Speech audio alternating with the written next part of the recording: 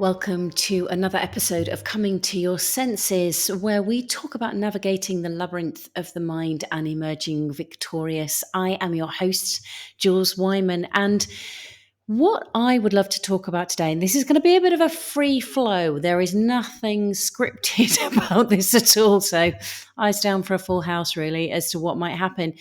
But it is a topic I know a lot about and have experienced a fair deal around. So I want to share it with you today in the free flow way um, because I get passionate. I get so passionate about this topic, and many people dismiss it. And I think one of the reasons we dismiss it is because it is a soft skill. Now, a few months back now, I put a post out on my LinkedIn page to ask whether people perceived that soft skills or hard skills were the thing that needed most attention in the workplace at that point. And more than 3/4 of the people that voted all said it was soft skills. And somebody very brilliantly, I think, articulated that with the era that we are moving through, with the power of AI coming into fore the way that it is, that actually there are going to be many hard skills that can be taken away from us that we don't need to do, or that AI will just simply be doing. And that we're in this transitional phase. And one of the things that we do really need to start looking at is our soft skills. And Simon Sinek, the author and consultant, and many things that he does, there was a video again quite a while back now where he spoke about his frustrations of the use of the term soft skills and how he gets annoyed that it gets used, because actually what's classed as soft skills are actually human skills. And they are, for the majority of us, skills that are assumed rather than taught. So things such as communication, and that doesn't just mean about talking or being able to present, but about being able to articulate or being able to truly listen and be present with somebody, or being able to recognize your own emotional well-being and what's going on for you, what's happening within your awareness of your thinking, and so on and so forth. Now, one of the reasons I get quite passionate about that side of things is because for nearly 19 years now, it's 2024 when I'm recording this, I have been not only a professional coach working in the personal development world, but I have specialized in confidence and looking at and understanding and wanting to get to grips with confidence, which has so many different perceptions around it. And it comes under that banner of a soft skill. And very often people think about it as confidence is something you are either born with or you're not. Or there is a perception of confidence being something that's here one minute and gone the next. It fluctuates. Confidence is situational. So it's based on who you're around. So if you're around people that you like, you might experience more confidence. Or if you're around people that you don't like, you might experience less confidence. Or it's age driven. You know, as you get older, you get way more confident. Or as you get older, you get less confident. There's so many confusing messages around it. And to me, confidence is what I refer to as my gateway drug for us to have a much deeper conversation. But in order for us to have that deeper conversation, let's do a bit of a deeper dive into my current view around confidence, which doesn't mean to say that it's fixed. It's just how I currently perceive confidence, and I will give you some background into that. But also ways that if you are somebody who perceives that they lack confidence, ways that you can look at challenging that perception in order to be able to look at whether you want to question it and start to have a different relationship with it. So, very often people think that it's either something that you're born with or you're not. Well, going from the research in the book, The Confidence Code, uh, the journalists who wrote it, their names have just escaped my memory, so I will endeavour to put their names and the book in the show notes. that they do research around what confidence is from a journalistic perspective. And part of what they uncover for themselves is that there are four confidence genes, and we are born with somewhere between one and four of those confidence genes. So, therefore, we are all born confident. And really and truly, I think for the majority of people, and I wouldn't want to put a percentage on it because I don't know what the percentage would be. At a guess, I'm going to say it's more than 90% of people are born with that level, are born with confidence, because that's how we start to explore the world. We're not questioning whether we can ask for the food, we just ask for the food, or whether we want to go to sleep, or it's very primarily driven, those things. And I think that there are some of the confidences that we all have that are very hardwired within us. And I think that a lot of that comes from those primal needs that we have, because we have to learn to get up and walk, to navigate the world that we're in. And if we don't, we then have to adapt with that. And I find it very interesting that so often you'll see, especially young people or children that are born with something that's different, whether it's one of their senses, eyesight, or hearing, or maybe they were born without a particular limb, or some way that meant that they were wheelchair bound, or anything kind of like that. That actually they find a way, they find that confidence to explore and navigate the world from where they are. So I think there is something very innate within all of us around that level of confidence. Then we have the whole nature nurture debate. Well, where does it come from then? And again, I think it's very blurry, because um, you can have twins, for example, that are therefore as close as you can possibly get to a control group of having two identical people. They're slightly different, obviously, but as close as possible.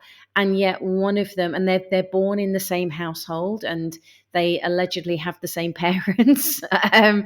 Um, I'm saying allegedly because people treat people differently depending on where we interact with each other in that moment in time, consciously or not consciously. And yet one might be more outgoing, one might be up for adventures, one might be more willing to take risks and want to fail so that they can learn from it, and the other may be the complete opposite. So we get into this kind of weird debate thing where, well, is it nature or nurture? And I think for me, there's a missing part to this conversation, which is the third part, which is our interpretation of what's going on in the world. So we've got the fundamental biology of whatever it is that we're born with. We've got the external world, and all the well-meaning big people that we grow up around. And then we have our interpretation of that. So whether we have a well-meaning big person who says, "Oh, you're great, you're amazing," and we go, "What do they know?" and we ignore it because that's our interpretation, or we have that well-meaning big person saying, "You're great, you're amazing," and we go, "No, yeah, you're right," and we agree with it. It's all down to our interpretation. But fundamentally, the way that I have learned to access confidence is through an analogy. Genuinely don't remember when this came to me, but it's been something that's stuck with me for a long period of time, which is recognizing that, to me, confidence seems to be like the sun, which is that it's always there, whether I can see it or not. And as I look out of the window from my office right now, all I can see are clouds, even though it's the middle of May in the UK, it's clouds. And I also know that the sun is still there somewhere. I may not be feeling much of its heat. I may not be seeing much of its light because there are clouds getting in the way, but I still know that it's there. And so therefore I can hold that as a truth for myself, that I know that it's there. And if I want to experience the sun, then I'm going to have to do something. I'm going to have to either get on a plane and go up above the clouds to see it, or I'm going to need to go on a plane or a train or whatever to go to another country to experience it. Potentially it might be clearer somewhere else in the UK, but let's go with the fact it's usually another country. And I perceive confidence as being very, very similar. So confidence is always there. I can always have that faith in myself to find a way. or to ask for help, or to, even if I don't know how to do something right now, I can work it out for the future. And to me, that's the faith and confidence that I have. I know that it's there. And yet sometimes there might be some clouds that get in the way, which is the thinking, yeah, but what if I get it wrong? Or what if I look like an idiot? Or what if I fail again and someone points it out? Or there's so many different routes of thinking that we have that get in the way. And interestingly enough, a few years ago, I was on a course, and one of the teachers, Mavis Khan, shared an answer to a question, which was, how do I access confidence, or how do I be more confident? I think the person says, I don't think that you have to be more confident. I think it personally, it's about accessing it. And Mavis's quote sums up the sun analogy in my view, because what she said was that confidence is what you're left with when you stop scaring yourself. Confidence is what you're left with when you stop scaring yourself. So she didn't talk about, and as a trained psychologist and somebody who's been teaching in the world of the three principles for many, many years, she has worked with, I'm pretty sure, thousands and thousands of people by now, and knows that when you stop engaging with the thinking that is telling you that I'm going to fail, I'm an idiot, I'm going to look stupid, or I'm not good enough, or whatever that thinking is that is scaring, that when we stop engaging with that thinking, then we can experience what I'm labeling as confidence. We can label it as faith or even trust. And confidence has an immediate root derivation with trust, because trust, the word confidence, actually, if you take it back to its Latin derivation, means trust. Confidere means with trust. And in many, many languages, and if you speak other languages, go check it out for yourself, is that the word confidence always relates back to trust. And I think that's one of the things when somebody might say in a work situation, for example, or an interview, if you'd have just had more confidence or come across with more confidence, or you just need to be more confident, which is what I often hear people talk about in, appraisals, or, they get feedback from an interview. You just need to have more confidence in yourself. I think that's about, pointing to us having more trust in articulating what we are capable of. It's not about making something bigger. It's not about faking something. It's about being able to articulate it so that you can say, yes, I am able to do, or this is one of my skill sets, or actually being able to clarify that. Another person's book comes to mind in this instant. I told you this wasn't unscripted, or this was unscripted. Is a guy called Andy Bounds, and actually I can't remember if it was in this book or it was when I've heard Andy Bounds speak. The book I'm thinking of is The Jelly Effect. But I remember Andy saying that facts tell, stories sell. And I often translate that as facts tell. It's your CV or your application that gets you in for the interview. They're the facts. That's the information that the person is going, yep, that ticks all the boxes. But then the stories sell part is the interview. But the stories aren't about you making stuff up. Far from it. It's about you sharing the stories of your experience, in this instance, in a work context, in order to be able to share with people what it is that you've done, how you've done it, so that you can, it's like the CV is the pencil drawing and the outline, and the story is colouring it in, basically.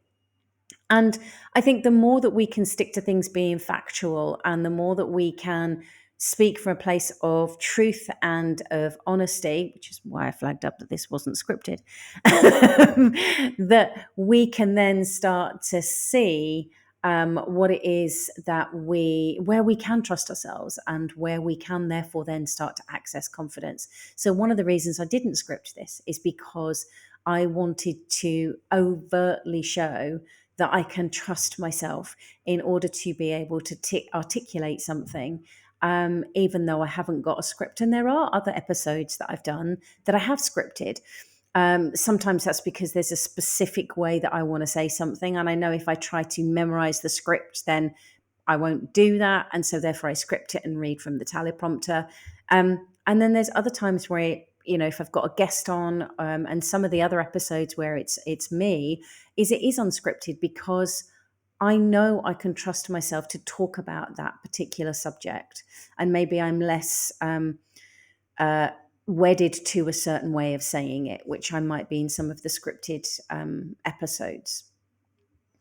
So for me, confidence then becomes when you can learn to access confidence and you start to look at how can I trust myself. And trusting yourself isn't about getting it right, it's about having a go, to quote Pete McIntyre.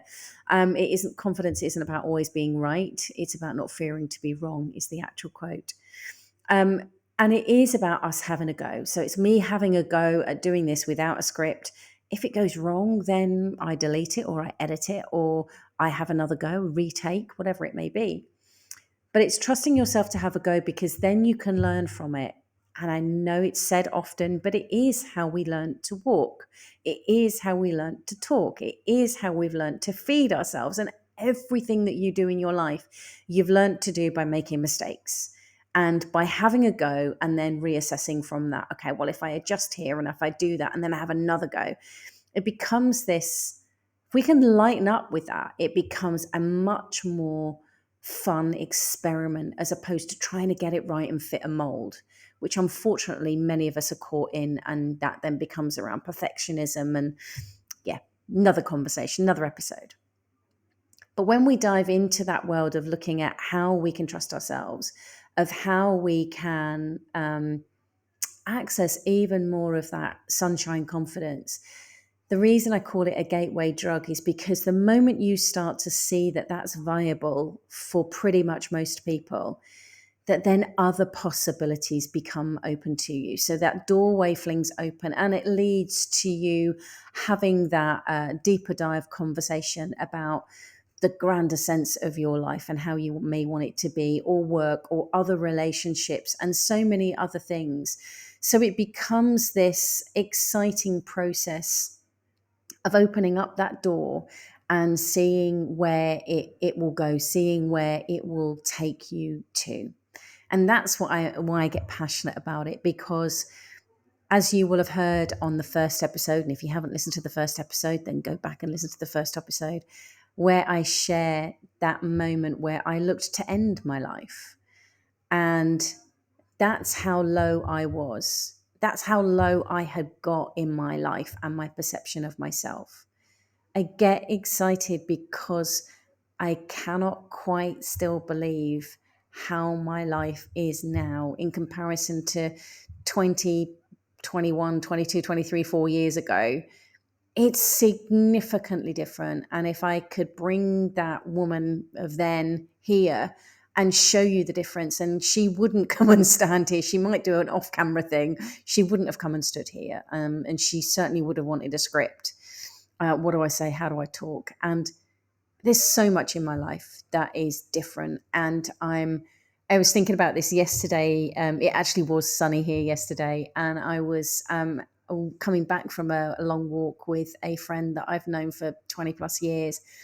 And I was walking back and thinking about how life is so different from when her and I first met, for both of us significantly. And thinking about how grateful I am for what I have now and how much commitment it's taken to get there.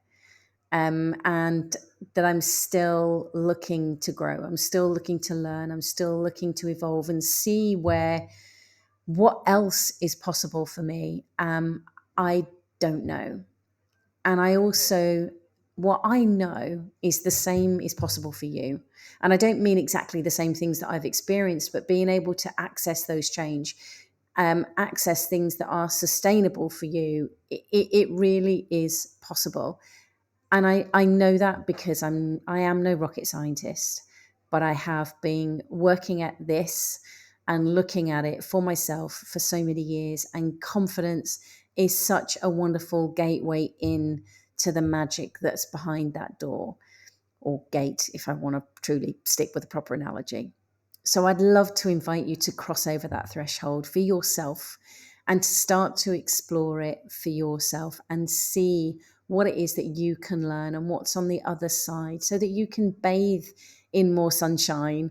Or even if it is cloudy, that you just know that those clouds are there for the moment, but the sunshine is still there. And at some point, I don't have to forcibly make the clouds move, they go. And it's the same with our thoughts. I don't have to forcibly try and magic them away because they're doing my head in. They do at some point go. I just don't need to give them any attention. And that's what I'm inviting you to do. So I'd love to have your thoughts on this. I'd love to know what your experiences are. And if you haven't been and explored on my website yet, which is juleswyman.online, www.juleswyman.online, you will see that there is a free webinar there which dives in a bit more into this confidence side of things, to give you a way of accessing even more of your own confidence. I look forward to speaking with you again soon, and thank you so much for joining me on this episode of Coming to Your Senses.